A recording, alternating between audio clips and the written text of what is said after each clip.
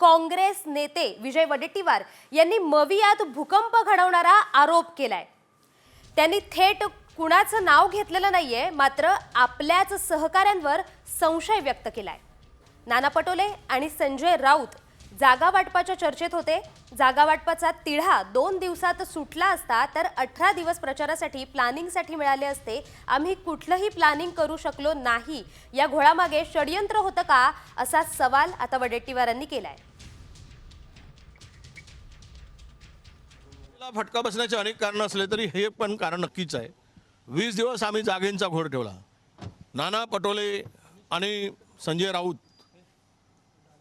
हे 2 प्रमुख नेते त्या ठिकाणी होते, त्यामध्ये आम्ही होतो। आम्ही कुठलाही प्लॅनिंग करू शकलो नाही। आम्हाला कुठलाही प्लॅनिंग करता आलं नाही। आम्हाला निवडणुकीसाठी तीनही पक्षाला संयुक्त कार्यक्रम आखता आला नाही।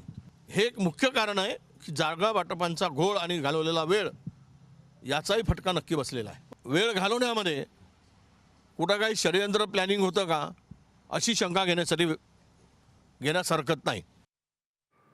वडेट्टीवारांच्या टीकेला उत्तर देताना राऊतांनीही टोलेबाजी केली आहे। चर्चा कुणामुळे लांबली ते वडेट्टीवारांना माहीत असावं, असं राऊतांनी म्हटलंय।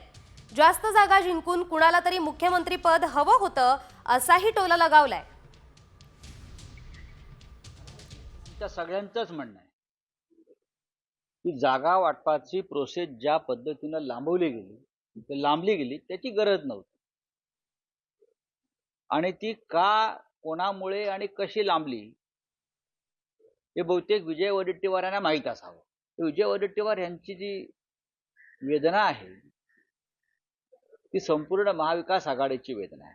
अनेक ठिकाणी चुकीचं पद्धतीनं सीट शेअरिंग झालं हे आता आम्हाला कळतंय, तेव्हाही आम्ही सांगत होतो, पण आता त्याच्यावर चर्चा करण्यात अर्थ नाही, एवढंच मी सांगेन। काही ठिकाणी वाटत होतं आम्ही राष्ट्रवादी काँग्रेस जिंकेल, पुढे काँग्रेस जिंकेल, पण त्या संदर्भात सकारात्मक चर्चा काही वेळेला होऊ शकली नाही। प्रत्येकाला आपापल्या जागा हव्या होत्या आणि कोणाला तरी सर्वाधिक जागा लढून राज्याचं मुख्यमंत्रीपद हवं होतं किंवा अजून काय असेल, आणि काँग्रेसच्या केंद्रीय समितीनं म्हणावं तसा हस्तक्षेप केला नाही, जो करायला पाहिजे। आता बातमी आहे शरद पवारांच्या नाराजी संदर्भात। महाविकास आघाडीतील समन्वय अभावावर शरद पवार नाराज असल्याची माहिती सूत्रांनी दिली आहे। विधानसभा निवडणूक निकाल जाहीर झाल्यानंतर आघाडीच्या राज्यस्तरीय नेत्यांची एकही बैठक झाली नसल्यानं पवार नाराज असल्याचं समजतंय। आगामी पालिका निवडणुकांच्या पार्श्वभूमीवर मवियाची बैठक व्हायला हवी होती, असं पवारांचं मत असल्याचं समजतंय।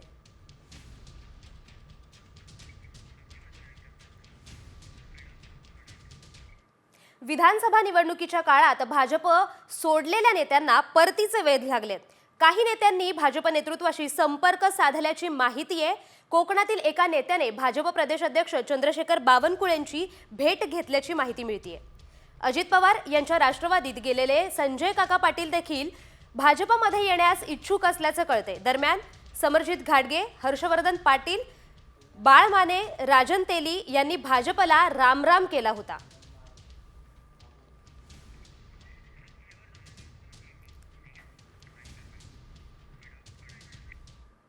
सर्व राजकीय घटनांचा वेगवान आढावा घेऊया न्यूज पॉइंट 20 मधून। सरपंच हत्या प्रकरणाच्या तपासणीला वेग आलाय। मस्साजोगमधील पवन ऊर्जा कंपनीकडे मागितलेल्या 2 कोटींच्या खंडणी प्रकरणाचा तपास युद्धपातळीवर सुरू आहे। या प्रकरणातील कॉल रेकॉर्डिंगची सीआयडी पथकाकडून तपासणी सुरू करण्यात आली आहे। शरद पवार गटाचे आमदार जितेंद्र आव्हाड यांनी सोशल मीडियावर एका पोस्टचा दाखला देत गोट्या गीते आणि वाल्मिक कराड संदर्भात एक सनसनाटी दावा केलाय। गोट्या गीते यानेच वाल्मिक कराडच्या सांगण्यावरून बापू आंधळेला गोळी मारली, असा दावा आव्हाड यांनी केलाय।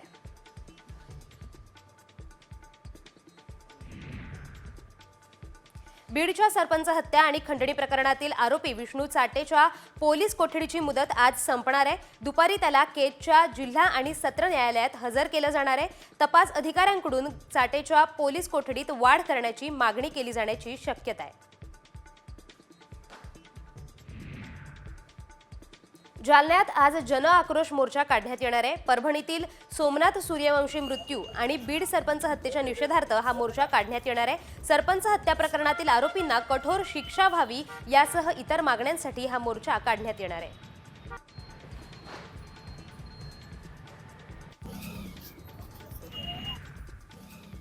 जालन्यात आज निघणाऱ्या जन आक्रोश मोर्चाच्या पार्श्वभूमीवर मराठा कार्यकर्त्यांना पोलिसांनी नोटीस बजावली आहे। 3 मराठा कार्यकर्त्यांना कलम 168 प्रमाणे नोटीस बजावण्यात आली आहे। मोर्चा दरम्यान कायदा आणि सुव्यवस्थेचा प्रश्न निर्माण झाल्यास कायदेशीर कारवाईचा इशाराही देण्यात आला आहे।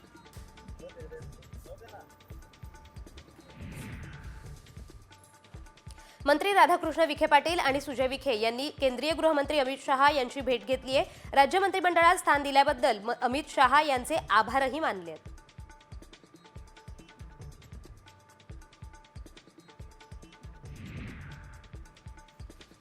जळगाव जिल्ह्यात पुन्हा थंडीचा कडाका वाढलाय। गेल्या 3 दिवसांपासून तापमान 10 अंशांच्या खाली आहे। शहरात 12 किमी वेगाने वारे वाहत आहेत। त्यामुळे थंडीची तीव्रता अधिक जाणवते।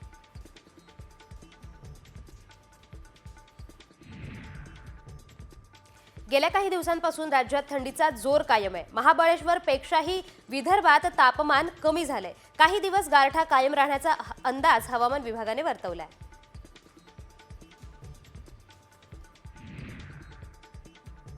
राज्यभरातल्या थंडीचा फटका थेट धरण क्षेत्रात मासेमारी करणाऱ्या मच्छीमारांना बसलाय। थंडीची लाट पसरल्याने आठवडाभरापासून मासळ्या तळापासून वर येत नाहीयेत। त्यामुळे मच्छीमारांनी टाकलेलं जाळं गेल्या अनेक दिवसांपासून धरण क्षेत्रात माशाविनाच पडू नये।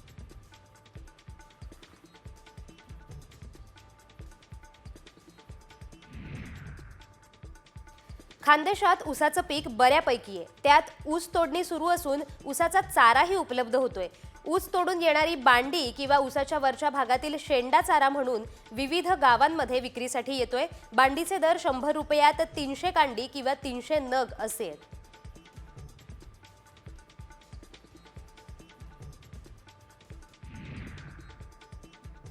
कर्नाटकातून मोठ्या प्रमाणावर आवक होणाऱ्या कोबीमुळे शिरोळ तालुक्यातील कोबीचा दर पडलाय। एका कोबीचा उत्पादन खर्च 5 रुपये असताना दर 4 रुपये मिळत असल्याने उत्पादक शेतकरी अडचणीत आलाय।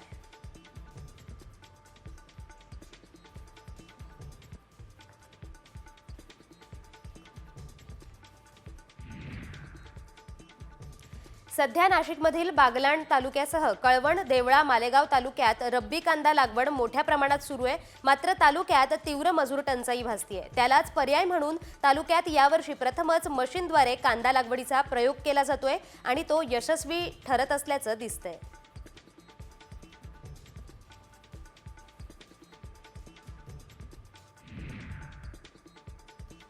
डहाणूत शेतकऱ्यांचा मिरची शेतीकडे कल वाढताना दिसतोय। डहाणूतील सुमारे 40 ते 45 गावांमध्ये तब्बल 6,500 एकर जमिनीवर मिरचीची लागवड केली जातीये।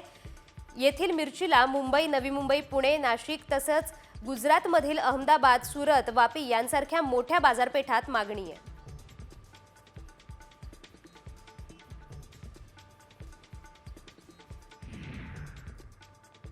अमरावतीच्या दर्यापूर तालुक्यात महात्मा गांधी रोजगार हमी योजनेअंतर्गत 20 लाख रुपये निधीतून सिमेंट रस्त्याचं काम हाती घेण्यात आलं होतं। मात्र अतिशय निकृष्ट दर्जाचं काम झाल्यानं गावातील ज्येष्ठ नागरिकांनी काठीने रस्ता उकरत कामाची पोलखोल केली आहे।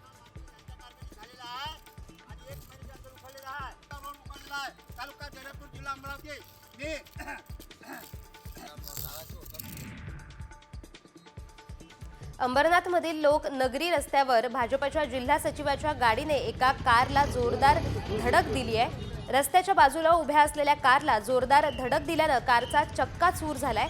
चालकाचं गाडीवरील नियंत्रण सुटल्यानं हा अपघात झाल्याचं बोललं जातंय।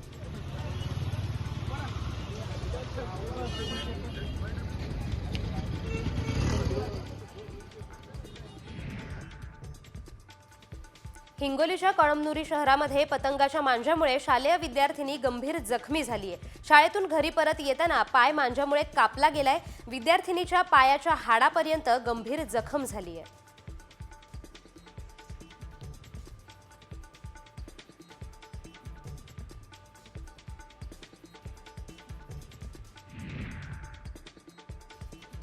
वाशिमच्या रिसोड शहरातील एका दुकानासमोरून रात्री मालवाहतूक गाडीची चोरी करण्यात आली आहे। ही घटना दुकानातील सीसीटीव्हीमध्ये कैद झाली आहे। या प्रकरणी रिसोड पोलिसात अज्ञात चोराविरुद्ध गुन्हा दाखल करण्यात आला असून पुढील तपास रिसोड पोलीस करतायत।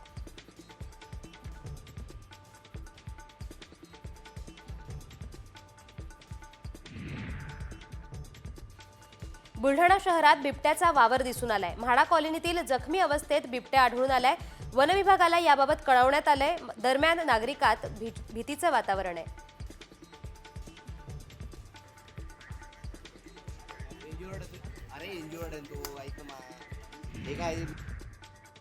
जालन्यातून बातमी समोर येतेय। जालन्यात आज जन आक्रोश मोर्चा काढण्यात येणार आहे। परभणीतील सोमनाथ सूर्यवंशी मृत्यू आणि बीड सरपंच हत्येच्या निषेधार्थ हा मोर्चा काढण्यात येणार आहे। या मोर्चात देशमुख कुटुंब सहभागी झालेत। सरपंच हत्या प्रकरणातील आरोपींना कठोर शिक्षा व्हावी यासह इतर मागण्यांसाठी हा मोर्चा काढण्यात येतोय।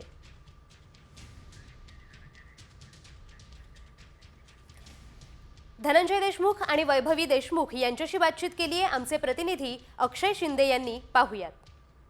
जालन्यात जन आक्रोश मोर्चासाठी देशमुख कुटुंबीय दाखल झालेले। आपल्यासोबत वैभव देशमुख आहे। जन आक्रोश हा जो समाजाचे म्हणजे भावना आहेत त्यांचा हा जन आक्रोश आहे आणि आमची एकच मागणी आहे की न्याय मिळाला पाहिजे आणि जे आरोपी आहेत त्यांना कठोरात कठोर शिक्षा झालीच पाहिजे। जे आरोपी आहेत ते पोलीस प्रशासन त्यांचं तर काम करत आहेत, तरी आमची एकच मागणी आहे की जे तुमची प्रक्रिया चालू आहे ती लवकरात लवकर करावी आणि महिना होऊन गेला तरी ते आरोपी जर पकडत नसतील तर आम्ही न्यायाची प्रतीक्षा किती दिवस करायची आणि आम्हाला तर न्याय हा लवकरात लवकर हवा आहे। समाजाचं पण हेच मत आहे की म्हणजे जो माझ्या वडिलांवर अन्याय झालाय त्यांना न्याय हा मिळालाच पाहिजे आणि सर्व एकजुटीने या म्हणजे आमच्या पाठीमागे आहेत आणि मी त्यांना सुद्धा एकच विनंती करते, आज तुम्ही मोठ्या संख्येने आमच्या कुटुंबाच्या पाठीमागे आहात आणि कायम असेच राहा एवढी विनंती करतो। आमची मागणी आहे त्याला लवकरात लवकर जेरबंद करावं आणि तपासला वेग आलेला दिसतोय आणि तसंच वेग येत्या 2 दिवसामध्ये सगळं तपास म्हणजे झाला पाहिजे आणि त्या आरोपीला जेरबंद केलं पाहिजे। लोकांची पण भावना आहे आणि आमचं पण मत आहे की जी झालेली घटना आहे ती अत्यंत गंभीर आहे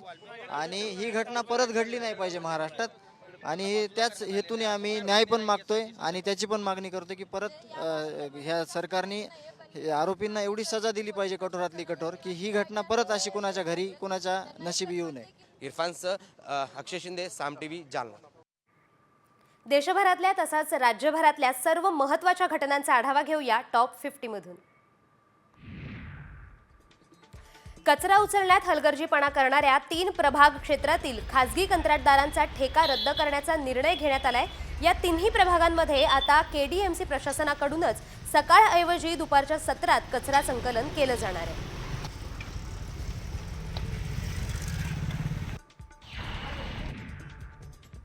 उमरेड कराडला अभयारण्यात वाघिणीचा रस्ता अडवण्याच्या प्रकरणात नागपूर खंडपीठाने वनविभागाला चांगलंच सुनावलंय। पर्यटकांकडून वाघाची वाट रोखली जातीये, हे वनविभागाचं अपयश आहे असं म्हणत प्रसारमाध्यमांवरच्या बातम्यांवरून जनहित याचिका दाखल करून घेतली आहे।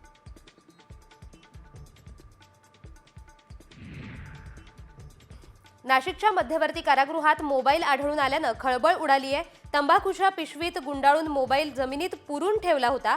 प्रकरणी तुरुंगाधिकारी हिरालाल भामरे यांच्या फिर्यादीनंतर नाशिक रोड पोलीस ठाण्यात गुन्हा दाखल करण्यात आलाय।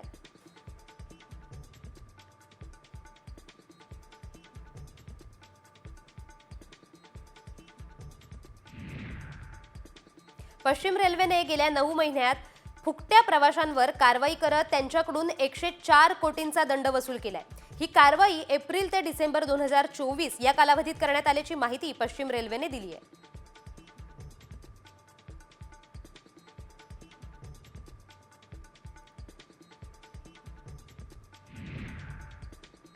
मध्य रेल्वे मार्गावर शुक्रवार, शनिवार आणि रविवार असे 3 दिवस मेगा ब्लॉक असणार आहे। यामुळे मध्य रेल्वेच्या वेळापत्रकात बदल होणार आहेत। मध्य रेल्वे कर्जत यार्ड सुधारणा करण्यासाठी विशेष ट्रॅफिक आणि पॉवर ब्लॉक असणार आहे। रेल्वे प्रशासनाला सहकार्य करावं असं आवाहन मध्य रेल्वेकडून करण्यात आलंय।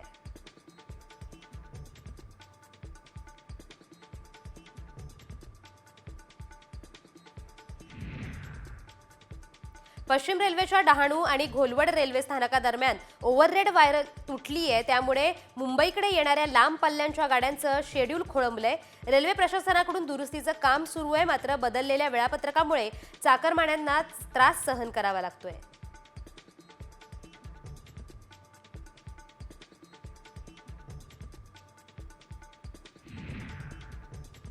नागपूरला 2 स्लीपर वंदे भारत ट्रेन मिळण्याची शक्यता आहे. तसा प्रस्ताव नागपूर विभागाकडून भारतीय रेल्वे बोर्डाकडे सादर करण्यात आलाय. दरम्यान महाराष्ट्रामध्ये वंदे भारत स्लीपरचा मान नागपूरला मिळण्याची शक्यता आहे.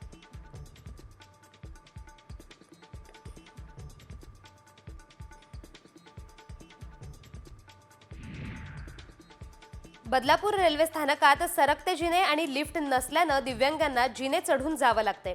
यात त्यांना मोठी कसरत करावी लागते. याचा व्हिडिओ एका प्रवाशाने सोशल मीडियावर व्हायरल केलाय. रेल्वेच्या नाकर्तेपणाविरोधात प्रवाशांनी तीव्र संताप व्यक्त केलाय.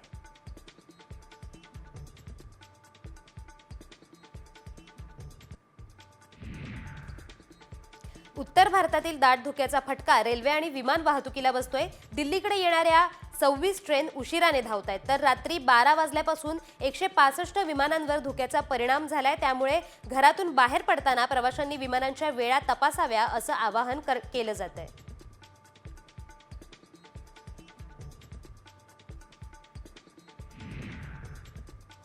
संपूर्ण उत्तर प्रदेशात थंडीची तीव्र लाट कायम आहे. यामुळे जिल्ह्यात दाट धुकं पसरले. कडाक्याच्या थंडीत आणखी एक वेस्टर्न डिस्टर्बन्स 10 जानेवारीपासून राज्यात सक्रिय होण्याचा अंदाज व्यक्त करण्यात आला. यामुळे राज्याच्या अनेक भागात पाऊस पडणार आहे, ज्यामुळे तापमानात आणखी घट होण्याची शक्यता आहे.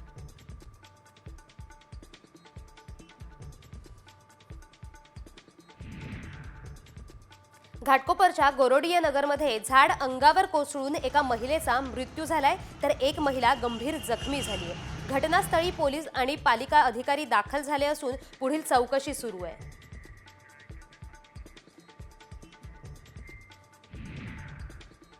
एक सविस्तर बातमी पाहूया. लाखो मुंबईकरांना कोट्यवधी रुपयांचा गंडा घालणाऱ्या टोरेस कंपनीचे शोरूम सील करण्यात आले. आर्थिक गुन्हे शाखेने या शोरूममधून 3 कोटी रोख रक्कम आणि काही दागिने ताब्यात घेतलेत. सध्या शोरूम बाहेर पोलिसांचा मोठा बंदोबस्त तैनात करण्यात आलाय.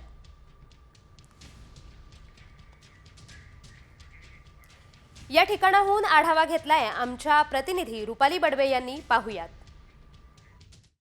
लाखो मुंबईकरांना आर्थिक गंडा घालून पसार झालेल्या टोरेस कंपनीच्या शोरूमला काल आर्थिक गुन्हे शाखेच्या विभागाने त्यांचं संपूर्ण पथक आलेलं होतं. त्यांनी पंचनामा करून संपूर्ण शोरूम जे आहे ते सील केलेलं आहे.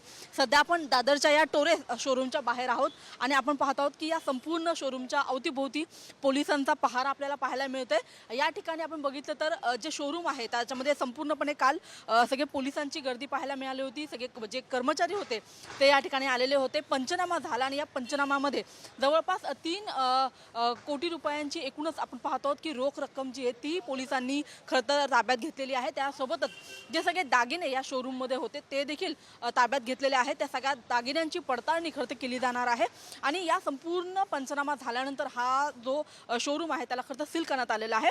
या संपूर्ण घटना घडत असताना आपण बघतो की अनेक जे मुंबईकर आहेत ज्यांनी याच्यामध्ये पैसे गुंतवलेले होते ते बाहेर येऊन खरं तर आक्रोश करत आहेत. मात्र त्यांना पैसे पुन्हा कधी मिळणार याच्यावरती प्रश्नचिन्ह अजूनही कायम आहे. कॅमेरामन अरविंद रावराणेसह मी रुपाली बडवे, साम टीव्ही, मुंबई. टोरेसची जनरल मॅनेजर तानिया कासातोव्हा आणि रशियाची स्टोअर इन्चार्ज व्हॅलेंटिनाचा नवा व्हिडिओ समोर आलाय. या दोघीही पैसे घेऊन पळ काढत होत्या. दादरमधल्या टोरेसमधल्या ऑफिसमधून पळ काढतानाचा हा व्हिडिओ सध्या व्हायरल होतोय. त्या पळून जात असताना कर्मचाऱ्यांनी त्यांना अडवण्याचा सुद्धा प्रयत्न केल्याचंही यात दिसतंय. Police have told to make a video. Yes, really. टोरेसच्या दादरमधल्या कार्यालयात कोट्यवधींची रक्कम असल्याची माहिती सूत्रांनी दिली आहे. त्यामुळे दादर ऑफिसचा पंचनामा आज मुंबई पोलिसांच्या आर्थिक गुन्हे शाखेकडून करण्यात आलाय. टोरेसच्या दादरमधल्या ऑफिसच्या लॉकरमध्ये 5 ते 6 कोटी रुपये असण्याची माहिती सूत्रांनी दिली आहे. मीरा रोडच्या टोरेस कार्यालयात पोलिसांनी छापेमारी केली आहे. मीरा भाईंदरचे पोलीस उपायुक्त प्रकाश गायकवाड हे देखील घटनास्थळी उपस्थित होते. बंद असलेलं टोरेस कार्यालय खोलून पाहणी करण्यात आली आहे. पुण्यातील शुभदा कोदारे या तरुणीच्या हत्येचा व्हिडिओ समोर आलाय. ऐन गर्दीच्या वेळी मारेकऱ्याने शुभदावर कोयत्याने वार करून तिची हत्या केली आहे. तरुणी मदतीसाठी आरडाओरड करत होती, मात्र यावेळी कुणीही पुढे आलं नाही. आरोपी कृष्णा कनोजा हा तिच्यावर सपासप कोयत्याने वार केल्यानंतर घटनास्थळी खुलेआम वावरत होता. पुण्यात मोक्का गुन्ह्यातील आरोपी प्रफुल्ल उर्फ गुंड्या कसबेनं येरवडा जेलमधून बाहेर आल्यावर रॅली काढली आहे. आरोपीने आलिशान कारमधून आपल्या 50 ते 60 समर्थकांसह भर रस्त्यात रॅली काढली आहे आणि आता बाप बाहेर आलाय, बॉस बाहेर आलाय म्हणून रॅलीत घोषणा देत नागरिकांना धमकावलंय.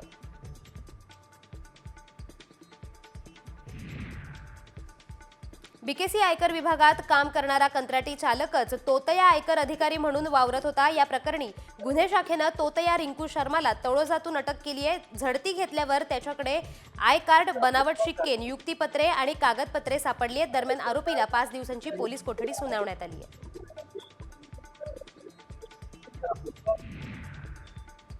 सोलापुरातील 2 भावंडांना जीएसटी विभागाकडून अटक करण्यात आली आहे. जीएसटी विभागाची दिशाभूल करून या व्यापारी भावंडांनी तब्बल 10 कोटींचा घोटाळा केलाय. सोलापुरात जीएसटी विभागाची आतापर्यंतची ही सर्वात मोठी कारवाई आहे. सिडकोने त्यांच्या 26,000 घरांची किंमत जाहीर केली आहे. मात्र या किमती पाहून नागरिकांनी तीव्र नाराजी व्यक्त केली आहे. गोरगरीब कुटुंबांना सिडकोचं घर परवडणार नाही अशी प्रतिक्रिया नागरिकांमधून उमटतीये. कोकणातील अवैध मासेमारी रोखण्यासाठी आता ड्रोनची नजर असणार आहे. सिंधुदुर्गासह कोकणातील 7 जिल्ह्यांमध्ये ड्रोन कंट्रोल रूम्सच्या माध्यमातून 9 ड्रोनची नजर राहणार आहे. ड्रोनचा वापर करून मासेमारी नौकांचे मॅपिंग करून झाल्यावर अनधिकृत मासेमारी नौकांची माहिती विभागास सुलभरित्या उपलब्ध होऊ शकणार आहे. नंदुरबारमधील छत्रपती शिवाजी महाराज नाट्य मंदिर सील करण्यात आलंय. नाट्य मंदिरानं मालमत्ता कर न भरल्यानं नंदुरबार पालिकेने ही कारवाई केली आहे. तसंच थकीत कराराबाबत नोटीस देखील लावण्यात आली आहे.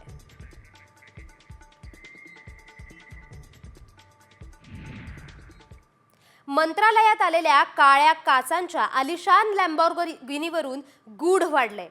गेटवर चेक न करता आलेल्या या लॅम्बोर्गिनीत कोण होतं? कोणत्या मंत्र्याकडे ही बडी हस्ती गेली?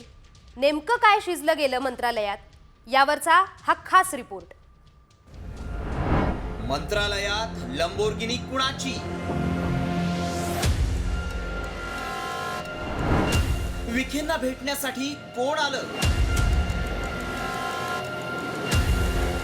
ना गेटवर अडवलं, ना चेकिंग साठी थांबवलं. दिनांक 8/1/2025, वेळ दुपारी 3 वाजता. Car Lamborghini, number MH1ED1. ही काळ्या काचा लावलेली आलिशान लंबोर्गिनी कार मंत्रालयात दुपारी 3 वाजता धडकली.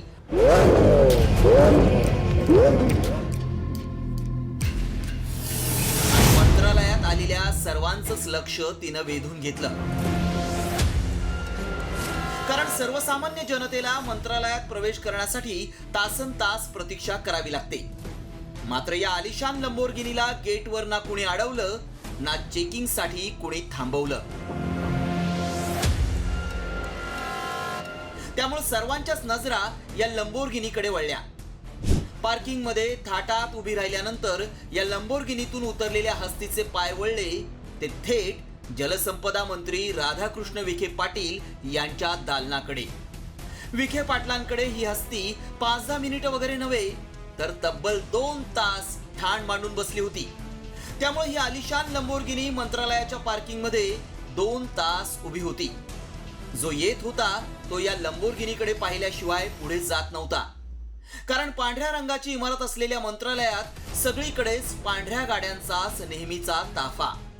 मात्र पांढऱ्या गाड्यांमध्ये ही आलिशान काळी लंबोर्गिनी वेगळी ठरल्यामुळं सर्वांचंच लक्ष वेधून घेत होती.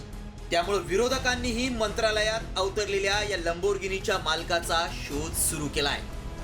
ते गूढ आहे. धूमकेतूप्रमाणे ती उगवली आणि निघून गेली. तुम्ही त्याचा शोध घेतला पाहिजे.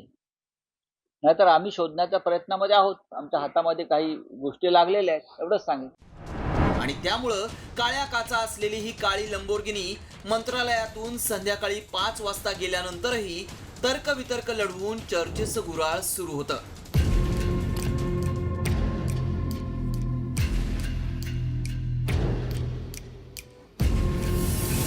मात्र त्यानंतर ही आलिशान कार स्कायलाईन कमर्शियल ट्रस्टची असल्याची माहिती समोर आली आहे. ब्युरो रिपोर्ट, साम टीव्ही न्यूज.